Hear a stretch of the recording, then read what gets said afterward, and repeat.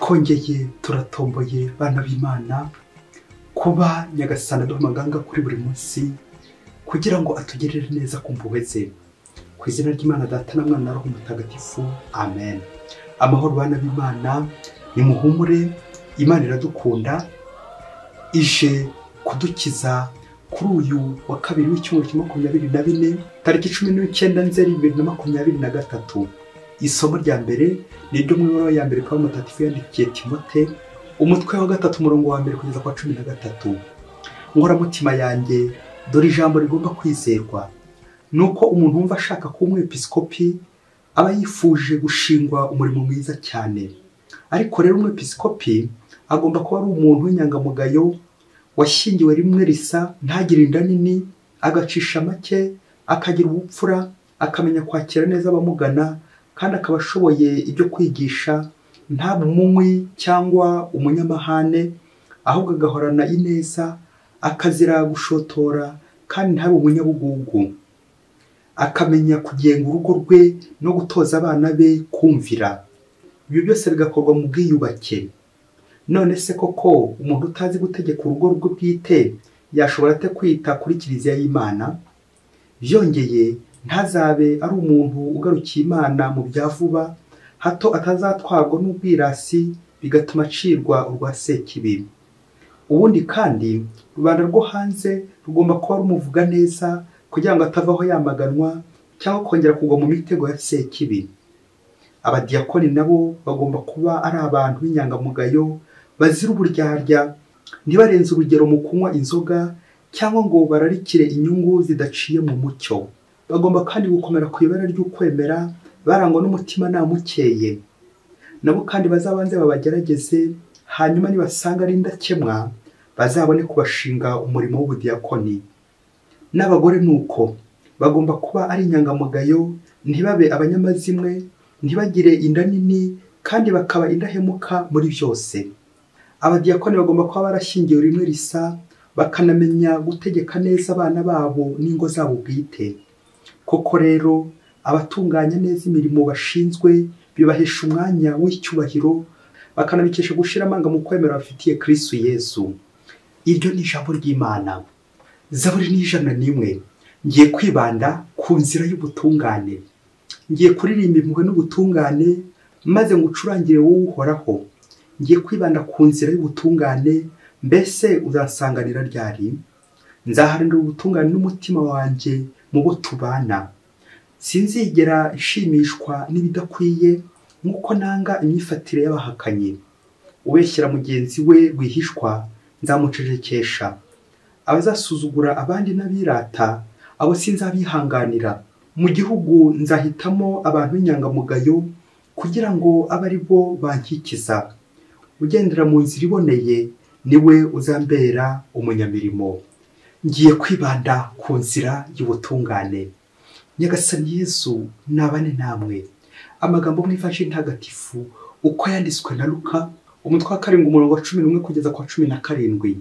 Muri icyo gihe Yesu arakomeza ajya mu mujyi witwa Nayini. Abigishwa be n'abandi benshi baramukurikira. Ngo agere hafi y'irembo ry'umujyi, ahura n'abahetse umurambo bajya guhamba umuhungu w'ikinege, nyina akaba yari umupfakazi. Kandi abantu benshi bo muri uwo mujyi bari bamuherekeje. Nyagasana amubonye amugirira impuhwe, aramubwira ati, wirira. Nuko yegera ikiriba gikoraho, abari bagihetse barahagarara. Aravuga ati, wa musore we, ndabigutegetse, haguruka. Nuko wari wapfuye areguka, aricara, atangira kuvuga. Yesu amusubiza nyina.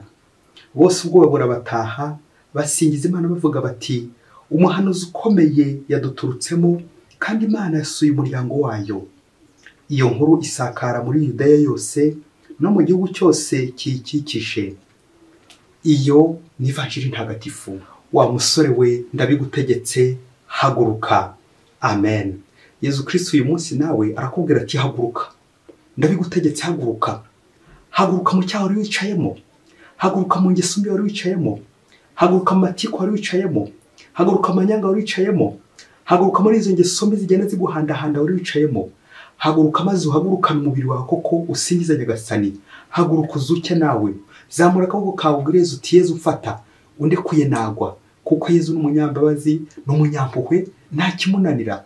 Muha akaboko kawe nawe kuzamure, maze ko agukure mu isayo y'ikibi, agukure mu isayo y'inzangano, agukure mu isayo y'ikinyoma, agukure mu isayo y'ingeso mbi zose mbi, akure mu isayo y'ubusinzi, akure mu isayo y'ubusambo, akure mu isayo y'ubusambanyi, agukure mu bucakara bwose bwa sekibi, maze nawe aguhe kweguka, maze nawe wemerere koko aguhagurutse. Wa musore wenda bigutegetse haguruka. Bakristo bavandimwe, Nyagasani natwe araduhamagaye, arifuza ko yaduhagurutsa. Ntunangire umutima wawe, nturebe ku wundi, aba ari wowe wireba. Uyu munsi ni amasomo abwira ati haguruka.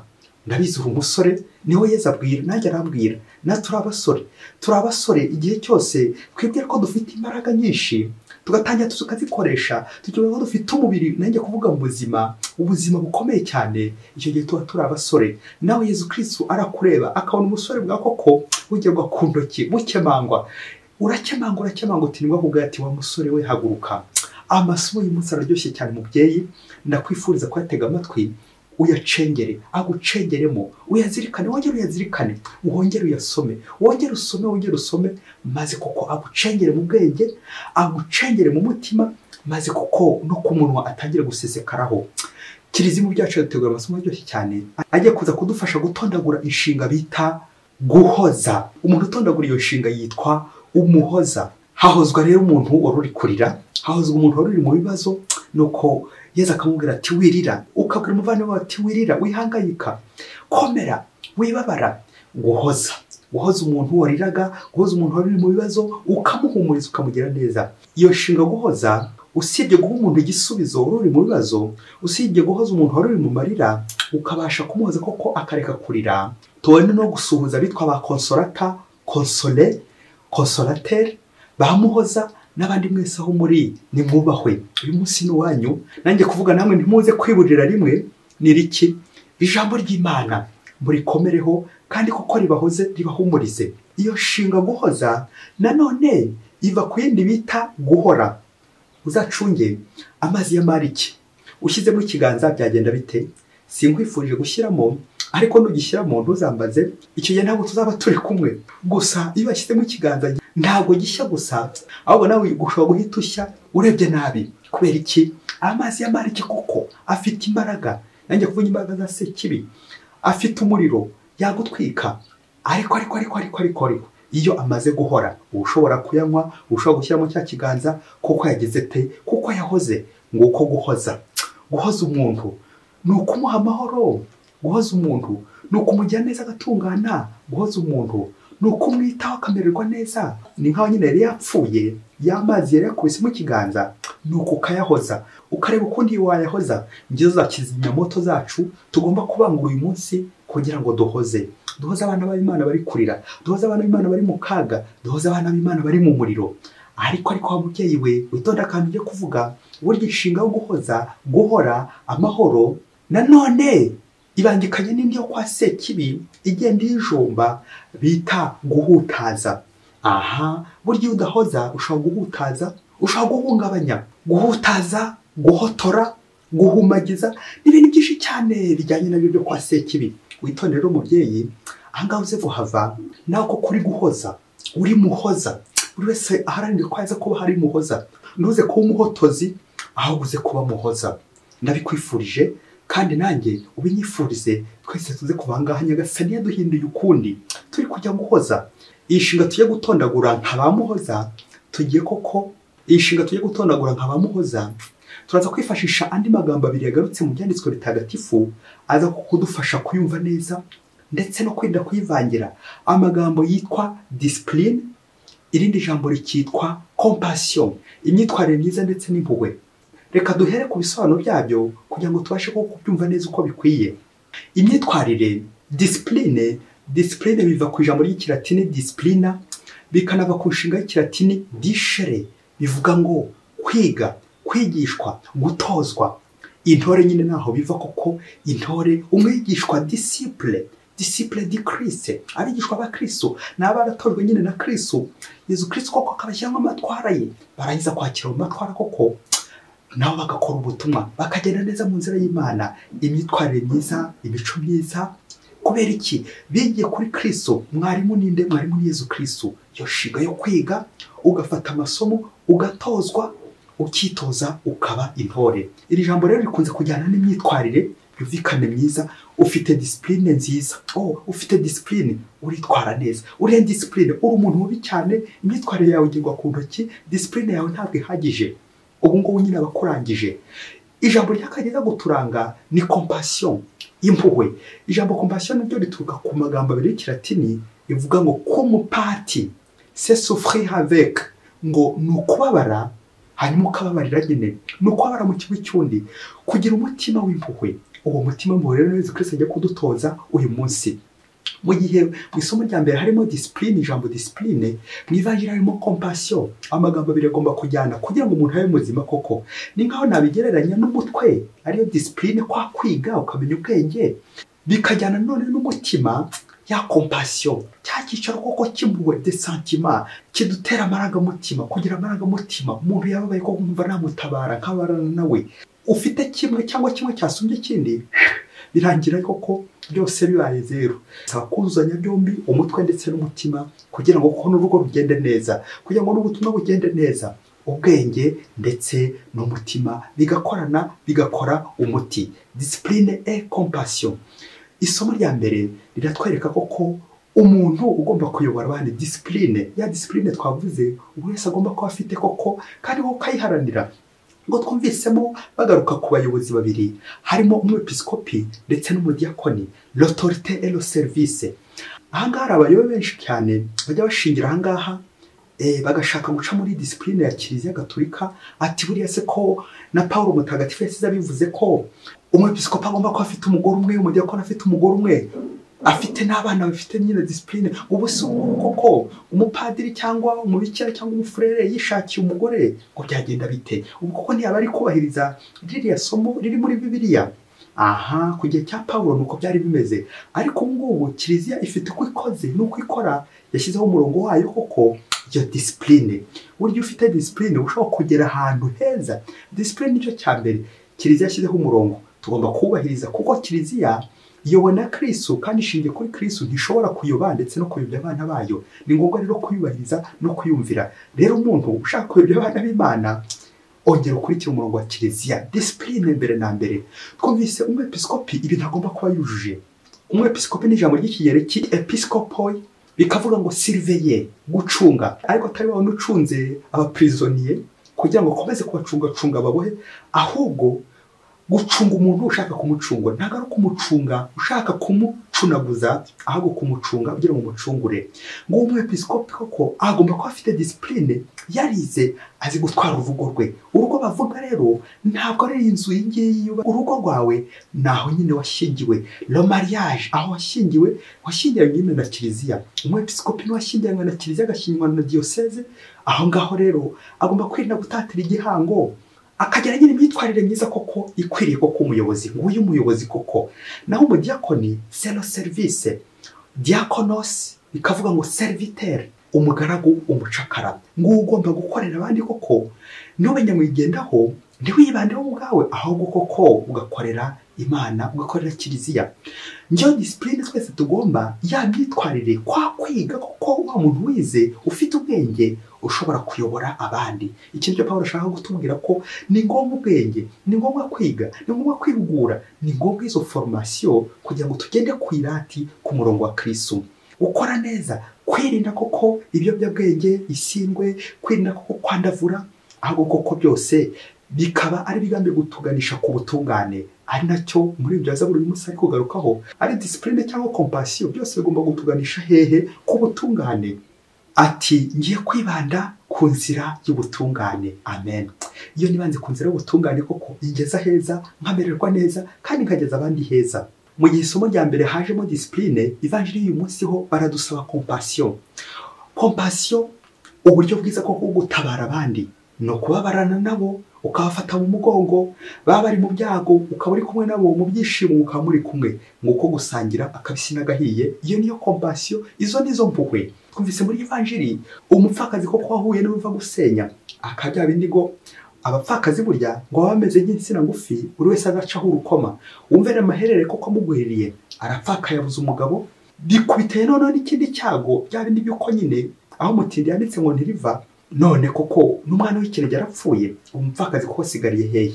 Mbega ibibazo babyeyi, bishoboke ko wasanga hari abarozi barozi uyu mwana cyangwa bamurogeye umugabo, n'abandi koko batangiye bahuza n'urugo bakamugirira ishyari n'urugero, bakaba koko bamuhemukira bene ako kageni. Ariko ntabwo ari abo dufata, ntabwo ari abo dufatira urugero, ahubwo turagendera kuri bariya koko baje kumufata mu mugongo, ngo muri uwo mujyi benshi ngo bari baje koko kumuhoza, ngiryo rya jambo guhoza, bakamufata mu mugongo. Abo muri uwo mujyi benshi bari bamuherekeje, guherekeza uwagize ibyago. Koko umuntu uri mu byago ugomba guteganya uburyo bwose bushoboka bwo kubana nawe, ushobora kumwohereza amafaranga, ushobora kumwandikira akabaru, ariko by'akarusho wahagera bikaba akarusho gakomeye cyane. Nguko twumvise koko na Yezu nawe natangwa aho hantu kuko abana b'Imana bateraniye baje guhoza abandi, Yezu noneho arahigereye arahibereye. Yezu koko agiye gukora igitangaza, maze koko ahoze uyu mugore. Kwa guhoza koko uyu mugore ni nkaho koko yari ari mu mazi abira, yari ari kubira, yari afite umuriro, none Yezu Kristo agiye kumuhoza, amuha amahoro, amuha ituze, azure umuhungu we wa wundi w'ikinege koko. Nuko ngo Yezu yegera ikiriba gikoraho, ngo bari bagihetse barahagarara, maze aravuga ati wa musore ndabigutegetse haguruka. Amen. Ako kanya arazuka. Ngiyo intervention ya Yezu. Yezu azi igihe cyose twaburaniwe, Yezu akazi igihe tugeze ahaga, igihe tugeze aho rukomeye, igihe tugeze mu ishyamba ry'inzitane, igihe tugeze ahabi, nuko Yezu akaza akagufata akaboko ati byuka, humura, haguruka, ndagukijije, ngwino tujyane. Yezu agira impuhwe nyinshi, akunda bamusanga kandi nawe akabasanganira koko. Yezu Kristo adusanga hano twari turi twenyine, la solitude. Nuko rero akagusanga washobewe, akagusanga koko aho ngaho koko uri mu bupfakazi. Ubupfakazi bishatse kuvuga kuba wenyine, kuba nyakamwe, ariko humura ntabwo uri wenyine. Yezu arahari, nubwo utamubona ariko arakuruzi. Burya ibishuko tujya tugwamo hari igihe dushaka kwiheba, abandi bagashaka kwiyahura, abandi bakabunza imitima, abandi bakivovota. Ariko jya uzirikana ngo n'igihe wumva uri wenyine, Yezu Kristo ari aho hafi yawe, ari ku ruhande rwawe, nawe arakubwira ati humura, wirira, uhore, hora, gira amahoro. Ngaya amagambo y'ihumure, guhumurizanya umubyeyi, guhumurira abandi, ugahumurira abandi koko impumeko nziza, impumuro nziza y'ubukristo, bityo abakunyuzeho bakwihumurizaho bakumva koko barakize, ukabazura. Ngiye bya bikorwa by'urukundo dukorera abagenzi bacu, ukabazura, ugafasha abapfakazi, ugafasha imfungwa, ugafasha abakene, ugasura abarwayi, ukita ku bana b'imfubyi, ukabarihira amashuri, ugafasha, byose ukabinoza neza. Ariko mu buryo bw'igihugu kandi biragusaba iki? Discipline na compassion ko bijyana, biragusaba ubwenge n'umutima gukorana kugira ngo koko birusheho kunganirana, bityo mu mubiri ntihazazemo ubusumbane. Yezu Kristo impamvu ashobora ibintu, impamvu azura bigakunda, impamvu akiza abarwayi bigakunda, nuko Yezu Kristo agira discipline no kujya gusenga. Yezu Kristo yigomwe ntiyashaka, Yezu Kristo arigomwa agasenga, Yezu Kristo yarigomwe koko ava iwabo kugira ngo ajye kwamamaza inkuru nziza. Yezu Kristo yabanje kwigomwa mbere ya byose. Jésus Christ pauvre, chaste et obéissant. Uwo nguwo koko niwe ushobora kugira impuhwe, yazigira koko yavuga ijambo rimwe, ibyo avuze koko bikajya mu bikorwa. Ariko iyo ufite kimwe muri ibi bintu, discipline cyangwa compassion, ukagira kimwe, ushobora gukora igikorwa bigakunda, ariko gutaha ntibizakunde. Kubera iki? Bigusaba kubyuzuza byombi, bigusaba equilibre, kudasumbanya. Umunsi umwe hirya kure cyane muri Afurika, ngo umupfakazi umwe ngo yagize ibyago n'agahinda, umugabo amusize mu nzu y'ikodi, amusigira abana bari kwiga, nuko neza abura ukuntu yabigenza. Abapfakazi burya hari ubwo koko babaho ku buryo bubi pe, bagashavura, ndetse n'utagusuhuzaga umugabo akiriho, rimwe ashobora kuza akajya aza kukwisuhurisha, ukajya ugira ngo ni impuhwe agufitiye, kandi koko ari biracika, ari ikiraberanye uri gutambuka aho ngaho. Rimwe na rimwe kandi hano ushobora kuza kugirira impuhwe, ariko ari ukugira ngo koko abone uburyo kugushamo. Abapfakazi burya babaho ku buryo bugoye, ariko ujya wiringira uti ese Yezu Kristo andi hafi ambereye umugabo kugira Yezu Kristo umugabo mu rugo rwawe akarukurindira. Nuko rero uri umwana isubira inyuma ngo wamupfakazi aza guhura n'ibibazo byinshi cyane, ubukene, inzara, kubura amafaranga atungisha abana, kubura amafaranga arihiramwe abana ishuri, afite ikibazo ko bagiye kumusora mu nzu y'ikodi, ibibazo byinshi cyane. Hari icyo akora bamufashaga hamwe na hamwe ariko bikageraho bagacika intege, n'ibindi bibazo byinshi cyane byo mu rugo, aho ukuntu yabigenza, kubanya kamwe kubura uko abigenza. Ubwo rero kera kabaye bya bindi yuko nyine Nyagasani atiburira, haza kujya gutya, haza koko umuntu ufite impuhwe, umubosi ufite impuhwe, umugabo wundi wari ushinze urugo nawe ariko yarafite ibintu byinshi cyane. Koko aza kugira cya afasha wa mupfakazi, aramufasha koko, niza kugera igihe koko anamwubakira inzu kugira ngo koko ye gutura mu nzu y'ikode yo gorahangayitse. Wa mugabo amaze kubakira wa mupfakazi ya nzu, urumva koko umutima mwiza w'impuhwe, urumva koko mubereye muhoza. Wa mupfakazi amaze gutura muri rwa rugo, bamwubakira urugo rushyashya ndetse n'abana be. Wa mugabo ako umuntu kaza kumuzamukamo bya bintu by'uko nyine kibatarara gushyitsi, akajya yumva nyine afite amazu abiri, ingo ebyiri, rimwe akarara muri rwa rugo rw'isezerano, ikindi gihe akarara kwa mupfakazi nko kumushimira ngo neza yamugiriye, kumwishyuza mu cyayenge. Izo ngo ebyiri koko azibamo atyo, ariko biteza amahane, biteza ikibazo muri rwa rugo rw'isezerano. Wa mugore w'isezerano koko agira ikibazo kiremereye. Urumva nawe kubangikanya n'undi nawe ko bikoze ntibyagushimisha. Abagore bombi koko barashyamirana bikomeye cyane, nyine ngo bakeba biba bicyane koko. Uko wa mugabo araye kuri rwa rugo rumwe umunsi umwe, urundi akarara ku wundi, undi akarara ku wundi. Uzi ko byaje kugera igihe koko wa mugabo koko aza kubyarira uyu mupfakazi. Noneho ibindi bikomeye cyane, ari umugore uri umupfakazi, ari n'umugore w'isezerano, bose koko batangirana ngiye kuvuga nk'ingumi, batangira kurwana bikamera nk'amazi y'amarike, intambara iba yose. Ubwo koko wa mugabo akomeza n'ubundi ibikorwa yari yaratangiye uko byagenze, agafasha umupfakazi n'ubundi. Aza no kugira ko impuhwe, hari n'umwana w'umukobwa w'umupfakazi yari afite, aza kumurihira ishuri, amurihira amashuri abanza, ayisumbuye ndetse na universite. Nuko igihe kigeze, uyu mukobwa ko mu rugo agatsinda ko bikomeye cyane, akagira ubwenge bukomeye cyane. Rero rimwe na rimwe akaza gusura uyu mugabo nyine umurihira, akamurika bilete nziza. Uyu mugabo koko akarushaho kumushima cyane. Igihe cyaje kugira ko kuko yakomeza kugenda amwereka bilete, agakomeza kuyimwereka, biza kugera igihe koko amwiyeretse wese na bilete zose uko zakabaye. Uyu mugabo koko akomeza gushima, kuvuga no gutaruka. Igihe cyaje kugera amuhereza ishimwe kuko ryakabaye ishimwe, nawe aza kugera gutya muri uko kumushimira uko bagiye bafatikanya muri ubwo rugendo rw'ishuri, uko yamufashije akamurira kandi yari imfubyi.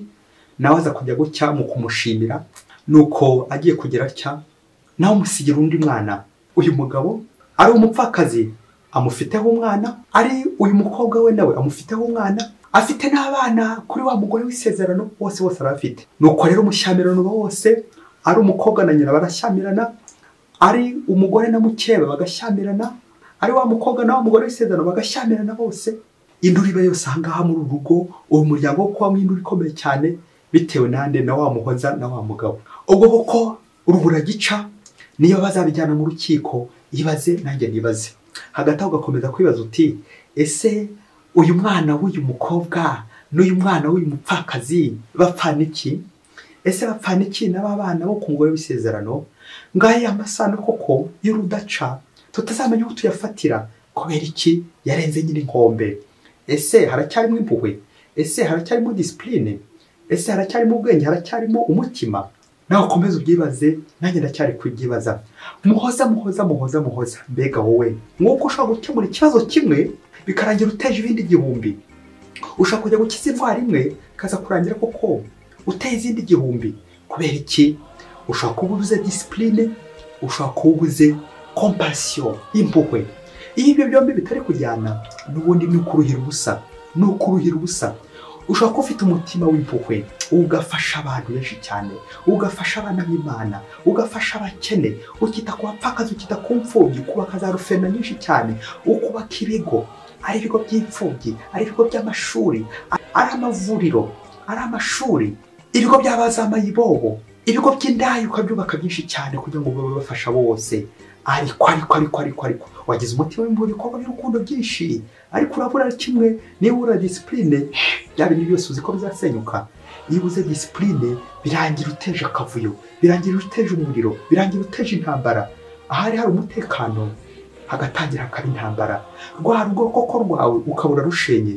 Ngo umwepiskopi bavuga mu ababyeyi mwe n'umuntu ugomba kugira urugo rumwe nyine, umudiyakoni ugomba kugira urugo rumwe nyine kandi akarukorera akafite discipline mu ababyeyi mwe. Discipline koko niyo yibanze. Iyo umuntu adafite discipline burya ntacyo wageraho. Kugira ngo urugo ruyobore ku murongo mwiza nuko ufite discipline, ufite na compassion, umutima mwiza. Umutwe n'umutima byakoranye bikora umuti wa mubyeyi we, bikora umuti urugo rukagenda neza. Ni wowe ko muzafasha bigakunda, ni wowe ko muzajya gusura abarwayi bigakunda, ni wowe ko muzita ku mfubyi mukiza kwa bapfakazi bigakunda, uzarira abana amashuri bikunda. Kubera iki?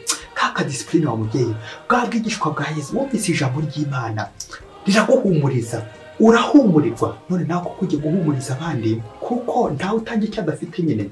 Ushobora gukora ibikorwa by'urukundo ariko niyo nta discipline ufite n'ubundi bizasenyuka byose. Nguko rero umubyeyi icyo Yesu Kristo agushakaho nuko nukora ibikorwa by'urukundo, ukarihira abantu amashuri bigakunda, ukagurira abapfakazi ko ukabafasha bigakunda, ukagurira abana bambaye twambaro n'abandi bose bambaye nabi ukabitaho. Ujye uvuga uti shitani ari kurira, shitani ababaye, shitani ari gushaka uburyo bwose kwanyivuna. Uzacungire hafi ka discipline kawe kuko shitani natakageraho uzaba utomboye, nawe ubundi ntagakoraho akongera akagahutaza gatoya. Bya bikorwa nabyo bizasenyuka, bya bikorwa ntacyo koko bizakumarira wowe. Waza kumbaza utese umuntu kuko umutima mwiza wenda akanitwara nabi agihorere. Ntabwo ari ukubyihorera, ahubwo Yesu Kristo arifuza gukubwira ati byakabaye byiza ukagerageza no kugereza mu babyeyi mwe. Burya discipline irahenda, ukagereza uko ushoboye kose ukageza kwitwara neza. No kugereza twese tugerageza, nta n'umwe wabigezeho. Uri ku isi ntabwo ushobora kugereza kwitwara neza uko bikwiye, ariko hari lo minimum possible, hari gake gashoboka nawe ushobora kwitwaza kugira ngo utware abandi. Ntushobora gutwara abandi udatwaza. Erega icyo Yesu Kristo ashaka ntabwo cyane ari biriya bikorwa wahugiramo byiza cyane ukora, ahubwo ni wowe ashaka. Arashaka umutima wawe. Wishaka gukomeza kureba bya bikorwa ukora byiza ngo ukomeze kubikurikira, ukomeza kubikurikira n'umutima wose. Ati ndashaka mu gihembo, ndashaka indonke, ati nyishyura. Izo za ruswa, ari ruswa ku mubiri, ari ruswa z'amafaranga, byose ukagenda ubikurikirana. Oya, Yesu Kristo yakoze igikorwa ntabwo agikurikirana, ahubwo koko icyo ashaka ni uko wakira. Niwe wari gushaka, nibyo wari gushaka, n'umutima wanjye ari gushaka kugira ngo umugororokere koko bikwiye, maze koko ngenda neza mu nzira ze. Nawe ubundi ibikorwa na Sekibi ajya abikora burya. Ni kuzimu barabikora ibikorwa by'urukundo, Sekibi nawe yabikora, ariko icyo atashobora ni ubutungane. Burya gushakisha ubutungane byose Sekibi atashobora. Byaba se bikumariye iki niba biriya bikorwa byose uri gukora, niba biri kwa uri gukora, urubakisha amateme, kubakisha ibiraro, ukazana iterambere, ariko niba bitaganisha ku butungane uri kuruhira iki? Muvyeyi, uracyari muhoza cyangwa watsinzwe kimwe nanjye? Niba koko twemeza ko hari aho twatsinzwe, tugaruke mu murongo, twongeye tugaruke kuri ka discipline kacu. Ntabwo ngomba kurenga aha ngaha, ntabwo ngomba gukora iki ngiki, ngomba kugenda mu murongo mwiza, umurongo w'ubutungane. Ni ukugerageza ahasigaye Nyagasani akaba ari umfasha, kuko ntacyo nakwishoborera njyenyine. Mwese Imana ibaho umugisha, Imana Data na Mwana na Roho Mutagatifu. Amen. Padiri Masumuko na Dismas wa Diocese ya Cyangugu.